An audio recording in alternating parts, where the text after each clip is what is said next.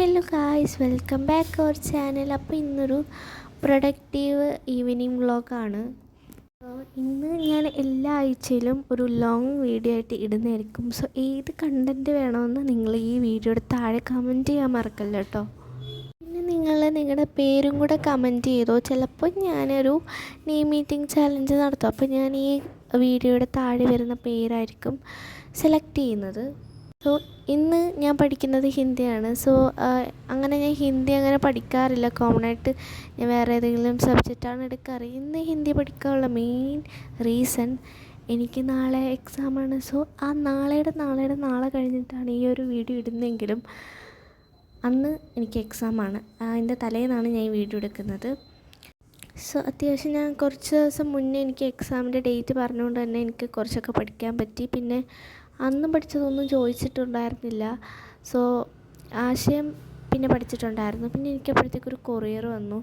ഞാൻ ഒട്ടും പ്രതീക്ഷിച്ചില്ല ഗൈസ്, ഇങ്ങനെ എന്നെ ഫ്ലിപ്കാർട്ടിൽ ചതിക്കുമെന്ന്. അത്രയ്ക്കും ഒരു ക്വാളിറ്റി ഇല്ല.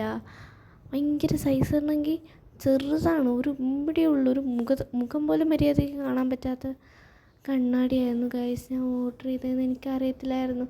പിന്നെ റേറ്റ് ഒരു 300 സംതിങ് വരും. എനിക്ക് പക്ഷേ തീരെ ഇഷ്ടപ്പെട്ടില്ല, ഒട്ടും കൊള്ളില്ല. ഇങ്ങനെ ആദ്യമായിട്ടാണ് ഗൈസ് ഇത്ര ക്വാളിറ്റി കുറവുള്ള സാധനം ഫ്ലിപ്കാർട്ടിൽ നിന്ന് എനിക്ക് അയച്ചു തരുന്നത്. എനിക്ക് തോന്നുന്നു ഇത് ആരോ റിട്ടേൺ അടിച്ചിട്ട് അതേപോലെ എനിക്ക് കിട്ടിയതാണെന്ന്.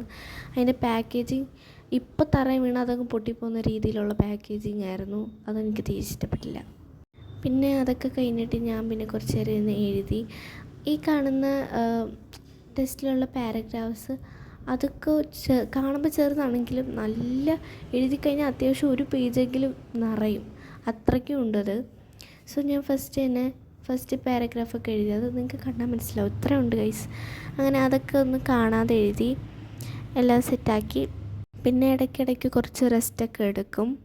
കഴിഞ്ഞ വീഡിയോയിൽ ഞാൻ കുറച്ച് ടിപ്സ് പറഞ്ഞു തന്നു. പക്ഷേ ഈ വീഡിയോയിൽ എനിക്ക് വലിയ ടിപ്സൊന്നും പറയാനില്ല. എന്നാലും കുറച്ചൊക്കെ എനിക്കറിയാമെന്ന് പറയാം. ഹിന്ദി ആയതുകൊണ്ട് തന്നെ എനിക്ക് അറിയത്തില്ല, എങ്ങനെയൊക്കെയാണ് പറഞ്ഞു തരേണ്ടതെന്നൊന്നും അറിയത്തില്ല. ഹിന്ദി ഞാൻ എത്രയൊക്കെ ടിപ്സ് ഉപയോഗിച്ചാലും എനിക്ക് വർക്കൗട്ട് ആവില്ല. പക്ഷേ എനിക്ക് എന്താ അറിയില്ല, ഇപ്പോൾ ഈ ഇടയ്ക്ക് ഞാൻ ഹിന്ദി കുറച്ചും കൂടെ കൂടുതൽ നേരം എല്ലാ ദിവസവും കൂടെ പഠിക്കുന്നതുകൊണ്ടാണെന്നും അറിയില്ല. ഇപ്പോൾ ഹിന്ദി പഠിക്കുമ്പോൾ അത്യാവശ്യമൊക്കെ വായിക്കാനും എളുപ്പം തലയിൽ കയറുന്നൊക്കെ ഉണ്ട്.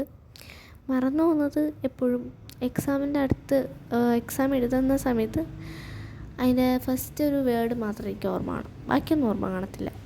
ഈ കാണുന്ന ആശയമായിരുന്നു എനിക്ക് പഠിക്കാനുള്ളത്. പിന്നെ എനിക്ക് ക്ലാസ് ഉണ്ടായിരുന്നു. അപ്പോൾ ഇത്രയേ ഉള്ളൂ. ഇനി നമുക്ക് അടുത്ത വീഡിയോ കാണാം. ബൈ.